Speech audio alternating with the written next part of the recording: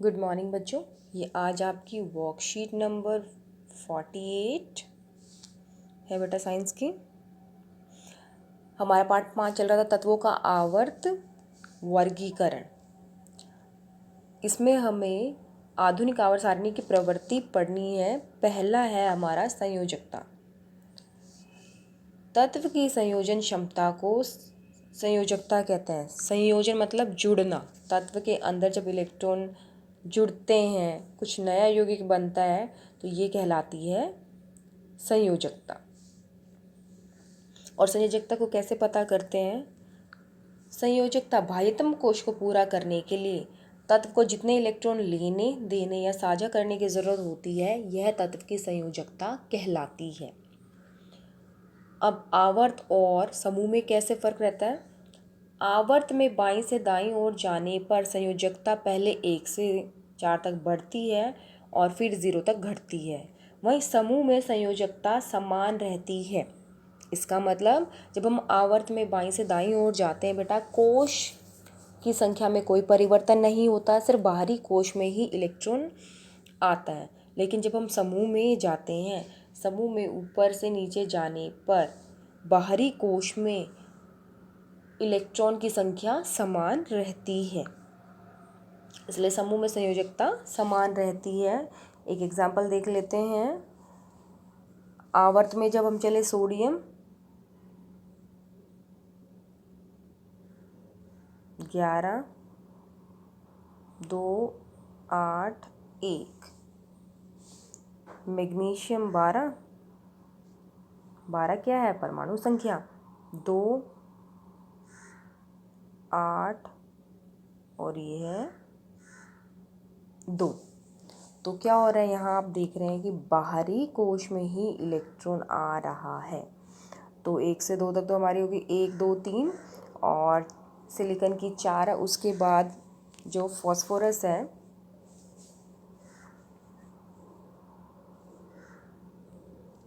Phosphorus के अंदर क्या होगा 2 15, इसकी परमाणु संख्या है 8 5 इलेक्ट्रॉन तो फॉस्फोरस नहीं दे, लेकिन वो क्या करेगा, 3 इलेक्ट्रॉन लेने की जरूरत है बाहरी कोश को पूरा करने के लिए, उसकी संयोजकता हो जाएगी 3। इसी तरीके से सल्फर का यहाँ पे 16 हो जाएगा तो 2, फिर क्लोरीन का 17 हो जाएगा, उसको 1 हो जाएगी संयोजकता, और आर्गन की हो जाएगी 0, क्योंकि उसको ना इलेक्ट्रॉन देने की ज़रूरत पड़ेगी, ना लेने की, ना साझा करने की। ठीक है। अब नेक्स्ट है परमाणु साइज। परमाणु साइज जब परमाणु साइज का त्रिज्या से पता चलता है।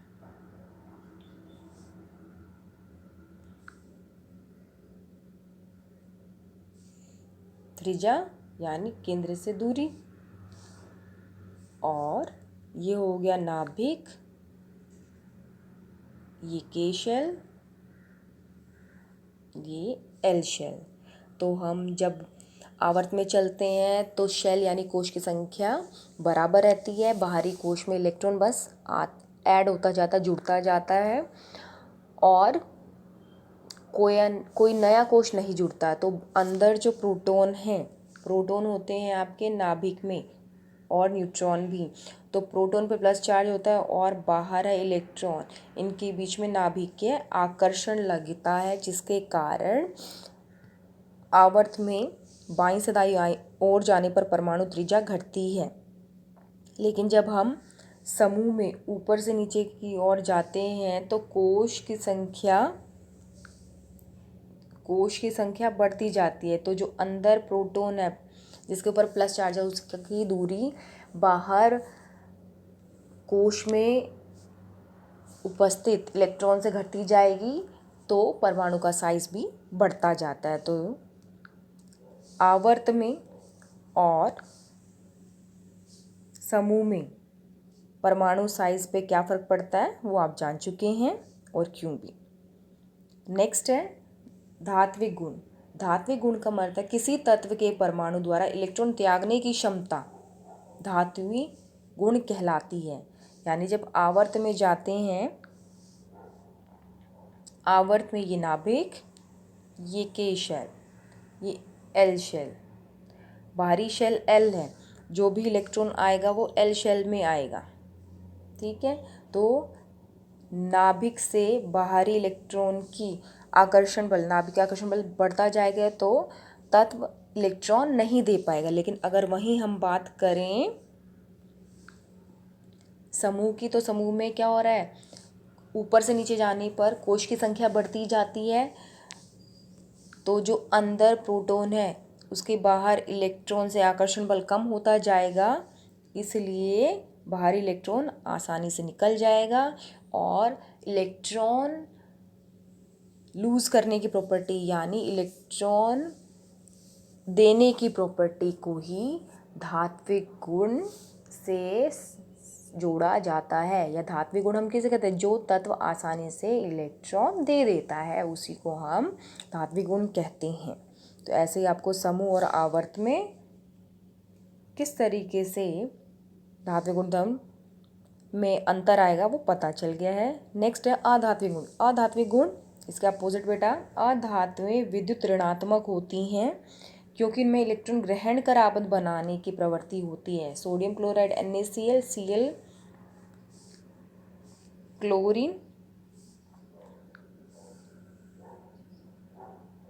17, परमाणु संख्या 2, 8, 7। तो ये क्या करेगा, एक इलेक्ट्रॉन लेगा, तो जो इलेक्ट्रॉन लेने की प्रवृत्ति होती है वो हमारा अधात्विक तत्वों की होती है। ठीक है, आवर्त में बाईं से दाईं ओर जाने पर अधात्विक गुण बढ़ता है क्योंकि प्रभावी नाभिक के आवेश बढ़ने के कारण आसानी से इलेक्ट्रॉन ले पाता है। लेकिन जब हम समूह में जाते हैं ऊपर से नीचे तो अधात्विक गुण कम होता है क्योंकि नाभिक के आवेश, नाभिक के हमारा यहाँ पे है, नाभिक में वो आवेश कम हो जाता है, एक कोश जुड़ता जाता है, तो इलेक्ट्रॉन का कुल नाभिक के आवेश कम होगा, तो इलेक्ट्रॉन आसानी से बाह्यतम कोश से निकल जाएगा। फिर आवर्त सारणी के मध्य में उपधातुएं या अर्धधातुएं पाई जाती हैं।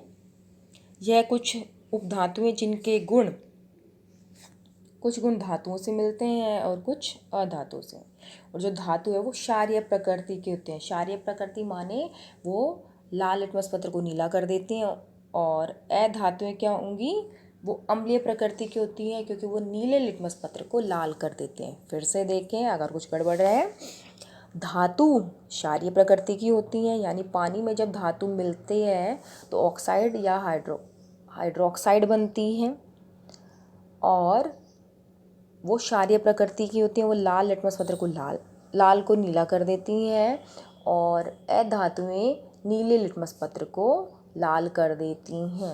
अधातुएं ऑक्साइड या हाइड्रोक्साइड।